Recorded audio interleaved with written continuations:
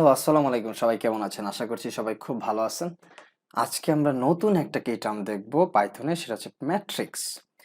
So ম্যাট্রিক্সের প্রয়োজন হয় মূলত মেশিন লার্নিং এবং বড় কোনো ডাটা সায়েন্সে। যেমন আমরা ম্যাট্রিক্সের মাধ্যমে যে কোনো ইমেজকে প্রসেস করতে পারি। সো কারণ কম্পিউটার জানে কি শুধু 0 এবং 1। সো আমরা ম্যাট্রিক্সের মাধ্যমেই এই 0 1কে ব্যবহার করে ইমেজ প্রসেস করতে পারি বা অনেক কাজ করতে পারি। তাই আমাদের ম্যাট্রিক্সের ব্যবহার রয়েছে লিস্টে। সো আমরা চলে যাই রিল ডট আইটিতে, যেটা হচ্ছে অনলাইন কোড এডিটর, যেটার মাধ্যমে আমরা দেখার চেষ্টা করব ম্যাট্রিক্সের কাজ কিভাবে হচ্ছে। ওকে, আমরা চলে আসলাম। সো আজকে আমাদের পড়ার বিষয় হচ্ছে ম্যাট্রিক্স। ওকে, সো আমরা ম্যাট্রিক্স নামে একটা ভ্যারিয়েবল নিচ্ছি, যেখানে আমরা কি করব, ওয়ান ডাইমেনশন একটা লিস্ট নিলাম, এর মধ্যে আরো একটা লিস্ট নিলাম, সেটাকে বলবো আমরা টু ডাইমেনশন। এই ম্যাট্রিক্সের ব্যবহারটা মূলত মাল্টি ডাইমেনশন অথবা টু ডাইমেনশন, থ্রি ডাইমেনশন, এই মাল্টি ডাইমেনশনের ক্ষেত্রে ম্যাট্রিক্সের ব্যবহার প্রচুর।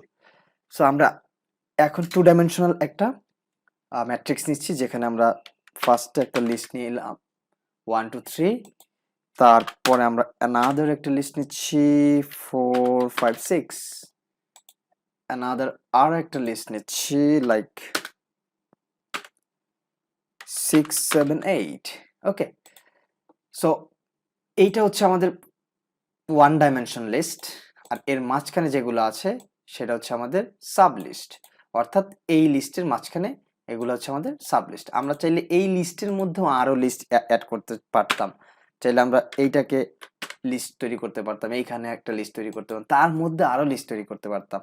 অর্থাৎ আমরা মাল্টি ডাইমেনশনাল বহু ডাইমেনশনের লিস্ট তৈরি করতে পারি আমরা চাইলে। তো আজকে আমরা শুধু টু ডাইমেনশনাল লিস্টেই দেখি। সো এইখানে আমরা কি করলাম, একটা লিস্ট তৈরি করেছি, সেই লিস্টের মধ্যে আমরা সাব লিস্ট দিয়েছি, একটা দুইটা তিনটা। সো তিনটা সাব লিস্ট রয়েছে। সো এই লিস্টগুলোর মধ্যে আমরা কি করেছি, ডাটা বা ইন্টিজার ইনপুট করেছি। এখন প্রশ্ন হচ্ছে এই ম্যাট্রিক্সটা বা এই লিস্টগুলা কিভাবে কাজ করে। সো লাইক আমরা আগেই বলেছিলাম যে ইমেজ প্রসেসিং এ এই ম্যাট্রিক্স কিভাবে কাজ করে সেটা আমরা দেখব। লাইক এইখানে একটা এক্স ওয়ার্ড রয়েছে, এই এক্স ওয়ার্ডটাকে যদি আমি প্রসেস করতে চাই, কম্পিউটার কিন্তু এই এক্স ওয়ার্ডটাকে চিনবে না। কম্পিউটার চিনবে শুধু 0 এবং 1কে। তখন এই লিস্ট কিভাবে সেটাকে এক্স আকৃতি সাজায় সেটা আমরা দেখব। লাইক 0, তারপর হচ্ছে প্রথম আমরা দিব 1 0 1, তারপর হচ্ছে 0 1 and 0, তারপর হচ্ছে 1 0 এবং 1। সো এইটা দেখে কি মনে হচ্ছে, এটা দেখে কিন্তু মনে হচ্ছে 1-এ সে কি করবে, একটা পিক্সেল নিবে, গ্রিন পিক্সেল, খুব ছোট হইতে পারে অথবা বড় হইতে পারে।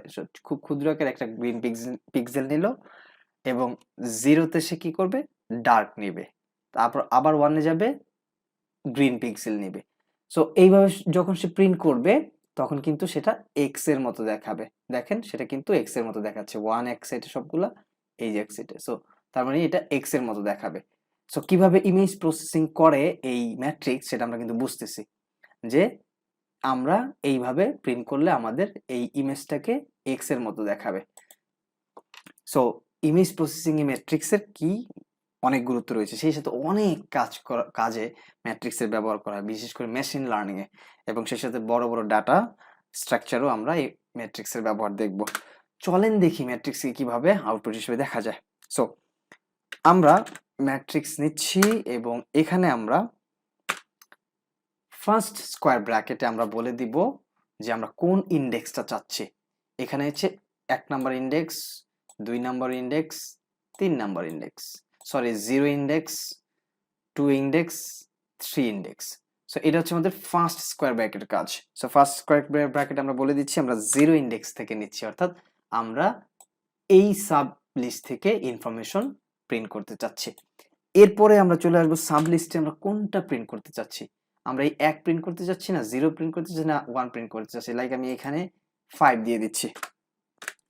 ওকে, সো এই 5 টা কত সাব লিস্টে কত ইন্ডেক্স আছে?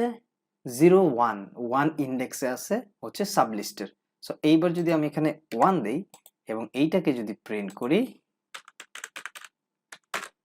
তাহলে কিন্তু আমরা সেই মাল্টি ডাইমেনশন থেকেও লিস্টকে কিভাবে কল করতে পারি দেখতে পারলাম যে ইয়েস আমাদের 5 চলে আসছে। তো আমরা চাইলে এইখানে আরো একটা লিস্ট দিতে পারতাম, লাইক এটাকে 5 9 10 এবং লিস্ট। সো এর মধ্যে আমরা আরো একটা লিস্ট তৈরি করে ফেললাম। অর্থাৎ এই লিস্ট থেকে যদি আমি 9 কে কল করতে চাইতাম তখন আমি কি করতাম? তখন আমি জাস্ট 0, তার মানে আমরা এটাতে চলে আসলাম, 1 তার মানে এইটাতে। এখন এইটার কতটা চাচ্ছি? আমি এইটারও 1 চাচ্ছি, অর্থাৎ 9 চাচ্ছি, 1তম ইন্ডেক্স চাচ্ছি। এবারও যদি আমি 1 দিয়ে দিই, যদি রান করি, দেখবো আমি 9 পেয়ে গেছি। আমি কত পেয়ে গেছি? 9 পেয়ে গেছি।